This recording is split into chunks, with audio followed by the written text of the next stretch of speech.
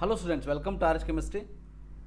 Second PUC examination 2ಗೆ ಯಾರ್ಯಾರು ಅಪ್ಲೈಯನ್ನು ಮಾಡಿದಿರಿ.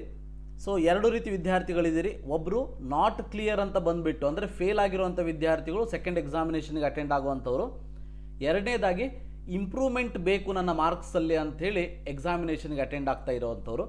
ಸೊ ಇವರೆಲ್ಲರ ಒಂದು ಹಾಲ್ ಟಿಕೆಟ್ ಏನಿದೆ, ಅಡ್ಮಿಷನ್ ಕಾರ್ಡ್ ಏನಿದೆ, ಸೊ ನಿಮ್ಮ ಕಾಲೇಜಿನ ಪ್ರಿನ್ಸಿಪಲ್ ಲಾಗಿನ್ನಲ್ಲಿ ಬಿಟ್ಟಿದ್ದಾರೆ. ನಿಮ್ಮ ಕಾಲೇಜಿಗೆ ಕಾಂಟ್ಯಾಕ್ಟ್ ಮಾಡಿ. ಸೊ ನಿಮ್ಮ ಕಾಲೇಜಿಗೆ ಬಂದಿರೋದು ಹಾಲ್ ಟಿಕೆಟು ಕಾಂಟ್ಯಾಕ್ಟ್ ಮಾಡಿ. ಸೊ ಅದರ ಜೊತೆಗೆ KSCAB ಅವ್ರು ಏನು ಹೇಳಿದರು ಅಂತಂದರೆ, ವಿದ್ಯಾರ್ಥಿಗಳು ಡೈರೆಕ್ಟಾಗಿ ಅಡ್ಮಿಷನ್ ಕಾರ್ಡನ್ನು ಡೌನ್ಲೋಡ್ ಮಾಡ್ಕೊಳ್ಳೋದಕ್ಕೆ ಅವಕಾಶವನ್ನು ಮಾಡಿಕೊಡ್ತೀವಿ ಅಂತ ಹೇಳಿದರು. ಬಟ್ ಇದುವರೆಗೆ ಎಲ್ಲೂ ಕೂಡ ಲಿಂಕನ್ನು ಕೊಟ್ಟಿಲ್ಲ. ಕೊಟ್ಟ ತಕ್ಷಣ ನಿಮಗೆ ತಿಳಿಸುವಂಥ ಪ್ರಯತ್ನವನ್ನು ಮಾಡ್ತೀನಿ. But for the time being ನಿಮ್ಮ ಕಾಲೇಜಿಗೆ ಪ್ರಿನ್ಸಿಪಲ್ ಲಾಗಿನ್ನಿಗೆ ಹಾಲ್ ಟಿಕೆಟ್ಗಳು ಬಂದಿರ್ತದೆ, ಅವರು ಡೌನ್ಲೋಡ್ ಮಾಡಿಕೊಂಡು ನಿಮಗೆ ಕೊಡ್ತಾರೆ. ಸೊ ನಿಮಗೇನಾದರೂ ಎಕ್ಸಾಮಿನೇಷನ್ ಟೈಮ್ ಟೇಬಲ್ ಬಗ್ಗೆ ಇನ್ನೂ ಕೂಡ ಡೌಟ್ ಇದ್ದರೆ, ಸೊ ತಮಗೆಲ್ಲ ಗೊತ್ತಿರಲಿ 29th of April Kannada examination ಇದೆ. 30th ಏಪ್ರಿಲ್ ಹಿಸ್ಟ್ರಿ ಮತ್ತು ಫಿಸಿಕ್ಸ್ ಇದೆ. ಸೊ 1st ಏಪ್ರಿಲ್ ಯಾವುದೂ ಎಕ್ಸಾಮ್ ಇರೋದಿಲ್ಲ. 2nd ಮೇ 1st ಏಪ್ರಿಲ್ ಅಲ್ಲ, 1st ಮೇ ಯಾವುದೂ ಎಕ್ಸಾಮ್ ಇರೋದಿಲ್ಲ. ಸೊ ಕಾರ್ಮಿಕರ ದಿನಾಚರಣೆ ಇರ್ತದೆ. 2nd ಮೇ ಇಂಗ್ಲೀಷ್ ಇದೆ. 3rd May political science statistics ಇದೆ. 4th May chemistry, psychology, geography, home science, basic maths ಇದೆ. ಅದಾದಮೇಲೆ 5th ಇಂದ 8th ನೀಟ್ ಎಕ್ಸಾಮ್ ಇರೋದಕ್ಕೆ ಯಾವುದೇ ರೀತಿ ಎಕ್ಸಾಮಿನೇಷನ್ ನಿಮಗಿಲ್ಲ. 9th ಮಥಮೆಟಿಕ್ಸ್ ಇದೆ. 10th ಯಾವುದೇ ಎಕ್ಸಾಮ್ ಇಲ್ಲ. 11th ಬಯಾಲಜಿಯನ್ನು ಇರುವಂಥದ್ದು. So geology, electronics, computer science, sociology etcetera. So 12ನೇ ತಾರೀಕಿಗೆ ಹಾಲಿಡೇ, ಯಾವುದೇ ಎಕ್ಸಾಮ್ ಇಲ್ಲ. ಸೊ 13ನೇ ತಾರೀಕು ಎಕನಾಮಿಕ್ಸು, 14ಕ್ಕೆ ಅಕೌಂಟೆನ್ಸಿ ಮತ್ತು ಆಪ್ಷನಲ್ ಕನ್ನಡ, 15ಕ್ಕೆ ಹಿಂದಿ, ಸೊ 16ಕ್ಕೆ ಸೊ ತೆಲುಗು, ತಮಿಳು, ಸಂಸ್ಕೃತ ಈ ರೀತಿ ಎಕ್ಸಾಮಿನೇಷನ್ ಇರುವಂಥದ್ದು. ಅಂದರೆ 16ನೇ ತಾರೀಕಿಗೆ ನಿಮ್ಮ ಎಕ್ಸಾಮಿನೇಷನ್ ಕಂಪ್ಲೀಟ್ ಆಗ್ತದೆ. ಸೊ ಈ ವರ್ಷದ ಒಂದು ಹಾಲ್ ಟಿಕೆಟಲ್ಲಿ ಇಂಪಾರ್ಟೆಂಟಾಗಿ ಒಂದು ಚೇಂಜಸ್ಸನ್ನು ಇಲ್ಲಿ ಮಾಡಿರೋದೇನಂತಂದರೆ, ಇಲ್ಲಿ ಎಲ್ಲೂ ಕೂಡ ಪ್ರಿನ್ಸಿಪಲ್ ಸಿಗ್ನೇಚರನ್ನು ಕೊಟ್ಟಿಲ್ಲ. ಅಂದರೆ ನಿಮಗೇನಾದರೂ ಡೈರೆಕ್ಟ್ ಲಿಂಕ್ ಕೊಟ್ಟು ಡೌನ್ಲೋಡ್ ಮಾಡ್ಕೊಳ್ಳೋದಕ್ಕೆ ಅವಕಾಶವನ್ನು ಮಾಡಿಕೊಟ್ಟರೂ ಕೂಡ ನೀವು ಮತ್ತೆ ಕಾಲೇಜಿಗೆ ಹೋಗಿ ಅಲ್ಲಿ ಸೈನ್ ತೊಗೊಳ್ಬೇಕಂತ ಅವಶ್ಯಕತೆ ಇಲ್ಲ.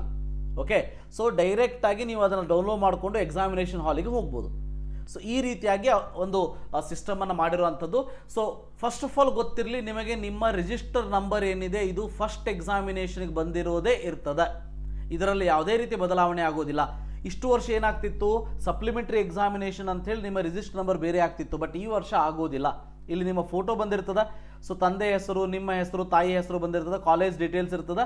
ನಿಮಗೆ ಎಲ್ಲಿ ಕಾಲೇಜ್ ಅಲಾಟ್ ಆಗಿದೆ, ಎಕ್ಸಾಮಿನೇಷನ್ ಸೆಂಟರ್ ಇಲ್ಲಿ ಡೀಟೇಲ್ ಇರ್ತದೆ. ಅದರ ಜೊತೆಗೆ ಯಾವ್ಯಾವ ಎಕ್ಸಾಮಿನೇಷನನ್ನು ನೀವು ಅಟೆಂಡ್ ಮಾಡೋದಕ್ಕೆ ಇಷ್ಟಪಟ್ಟಿದ್ದೀರಿ ಮತ್ತು ಅಪ್ಲಿಕೇಶನ್ ಹಾಕಿದ್ದೀರಿ ಅನ್ನೋದರ ಇನ್ಫಾರ್ಮೇಷನ್ ಕೂಡ ಇದರಲ್ಲಿ ಇರ್ತದೆ. ನೀವು ಮಾಡಬೇಕಾಗಿರೋದಿಷ್ಟೇ, ಕರೆಕ್ಟಾಗಿ ಚೆಕ್ ಮಾಡ್ಕೊಳ್ಳಿ. ಸೊ ನಿಮಗೆ ಈಗ ನೀವು ಫಿಸಿಕ್ಸ್, ಕೆಮಿಸ್ಟ್ರಿ, ಬಯಾಲಜಿ ಹಾಕಿದ್ದೀರೋ ಇಲ್ವೋ ಅನ್ನೋದನ್ನು ಚೆಕ್ ಮಾಡ್ಕೊಳ್ಳಿ.